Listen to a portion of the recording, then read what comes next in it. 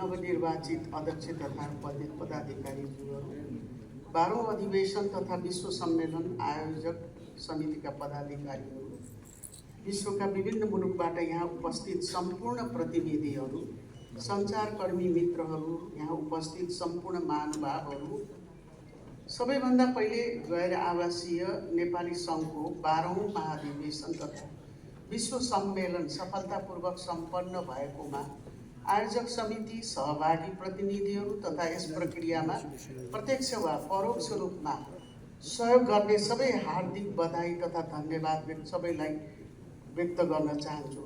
साथै नवनिर्वाचित अध्यक्ष डाक्टर हेमराज शर्मा सहित सम्पूर्ण कार्य समितिलाई सफल कार्यकालको शुभकामना व्यक्त गर्दछु। विश्वका विभिन्न कुनामा फैलिएका नेपालीहरूलाई एउटै मञ्चमा ल्याएर एकताको सन्देश प्रवाह गर्ने यो महत्त्वपूर्ण सम्मेलनको समापन समारोहमा सहभागी हुन पाउँदा मलाई हर्ष लागेको छ। आयोजना भएको यस सम्मेलनले हाम्रो सबै साझा प्रतिबद्धता, नयाँ सहकार्यको वातावरण र मुलुकको विकासतर्फ अग्रसर हुने प्रष्ट मार्गदर्शन गरेको अनुभूति मैले गरेको छु। नेपाल अहिले परिवर्तनको नयाँ चरणमा प्रवेश गरेको छ। नयाँ जनादेश र बदलिँदो राजनीतिक परिवेशले मुलुकलाई स्थायित्व, विकास, समृद्धितर्फ अघि बढाउने आशा जगाएको छ। यस्तो महत्त्वपूर्ण समयमा यहाँहरूले एकताको महाधिवेशन आयोजना गरी नेपालको विकास, सहकार्य र साझा जिम्मेवारीको सन्देश प्रवाह गर्नुभएको छ, जसका लागि म तपाईहरू सबैलाई धन्यवाद दिन चाहन्छु। तपाईँ गैर आवासीय नेपालीहरू वास्तवमा नेपालको सद्भावना दूत हुनुहुन्छ। तपाईहरूसँग नेपालको पहिचान पनि संसारभरि फैलिएको हुन्छ। विश्व सामु कस्तो नेपाल प्रस्तुत गर्ने भन्ने कुरा तपाईहरूको आचरण, व्यवहार र योगदानमा पनि निर्भर हुन्छ। तपाईहरू जहाँ बस्नुहुन्छ यहाँ नेपालको गौरव, पहिचान र संस्कृतिलाई परिचित गराइरहनु भएको छ। यसका लागि म तपाईहरू सबैप्रति हार्दिक सम्मान व्यक्त गर्दछु। नेपालको संविधानले गैर आवासीय नेपालीलाई आर्थिक, सामाजिक तथा सांस्कृतिक अधिकार सहितको नागरिकताको व्यवस्था गरेको छ। यो प्रबन्ध मातृभूमि र प्रवासी नेपालीहरू बीचको आत्मीय सम्बन्धलाई अझ बलवान बनाउनेछ। यसले तपाईहरू जहाँ रहे पनि आफ्नो ज्ञान, सिप, अनुभव र पुँजीलाई मातृभूमिको विकासमा योगदान गर्न सक्ने अवसर सुनिश्चित गरेको छ। यस अनुरूप लगानी र सहकार्यका विभिन्न अवसरहरूमा सक्रिय सहभागिताका लागि म हार्दिक आह्वान गर्दछु। तपाईहरूको योगदानले देशको विकास, पर्यावरणीय संरक्षण, आर्थिक समृद्धिलाई सुदृढ बनाउँदछ। नेपाललाई समृद्ध, अवसरयुक्त, उन्नतिशील राष्ट्र बनाउनु हाम्रो साझा लक्ष्य हो।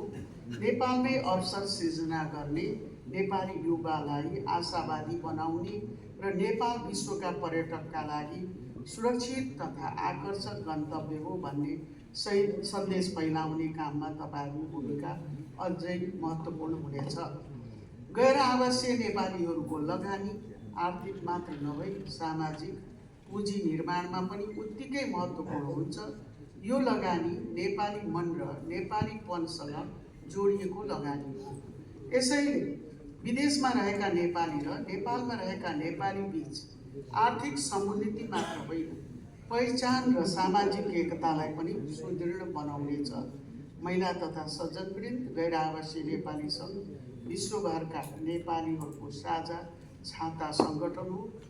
विगत केही समयदेखि विभिन्न समूह बीच विभाजन, अलग अलग गतिविधि, मुद्दा मामिलासम्म पुगेको भन्ने कुरा हामीले सुन्दै आएका थियौँ। तर आज तपाईहरू सबै एउटै मञ्चमा, एउटै ब्यानर मुनि उभिएर सर्वसम्मत नेतृत्व चयन गरी अगाडि बढ्ने प्रण लिएको देख्दा मलाई अत्यन्त खुसी लागेको छ। यो केवल सङ्गठनको एकता मात्र नभई विश्वभर रहेका नेपालीहरूको भावनात्मक एकताको सूत्र बन्न सकोस्। एकता र मेलमिलापमा ठुलो शक्ति अरू केही हुँदैन। मतभेद हुन सक्छन्, विचार फरक हुन सक्छ, तर अनन्त हामी एक हुनै पर्छ। यही नै हाम्रो नेपाली संस्कृतिको सौन्दर्य हो। विभिन्नता, बहुलता, विमतिका पनि सहिष्णुता, सद्भाव र सहअस्तित्वका साथ अघि बढ्नु हाम्रो पहिचान हो। हाम्रो सनातन संस्कृतिले आफू बाँच र अरूलाई पनि बचाऊ भन्ने मन्त्र दिएको छ। यही भावनाका साथ तपाईँहरूले भूकम्प, बाढी पहिरो, महामारी जस्ता विपदका बेला देशलाई ठुलो सहयोग गर्नुभएको छ। लगानी भित्र्याउने अभियान सञ्चालन गर्नुभएको छ। विदेशमा जन्मे हुर्केका नयाँ पुस्तालाई पनि नेपालसँग जोड्ने महत्त्वपूर्ण भूमिका खेल्नु भएको छ। यस्ता कामहरू एकबद्धता भएर गर्दा अझ प्रभावकारी हुनेछन्। वैदेशिक लगानीलाई उत्पादनमूलक क्षेत्रमा आकर्षित गर्ने, गैर आवासीय नेपालीको पुँजीलाई सुरक्षित र पारदर्शी ढङ्गले परिचालन गर्ने तथा दीर्घकालीन लगानी संरचना निर्माण गर्ने नीति अबको प्राथमिकता रहनेछ भन्ने म विश्वस्त छु। अब बन्ने नयाँ सरकारले मुलुकलाई सामाजिक, आर्थिक र राजनैतिक रूपान्तरणको मार्गमा तीव्र गतिमा अघि बढाउनेछ भन्ने मेरो विश्वास छ।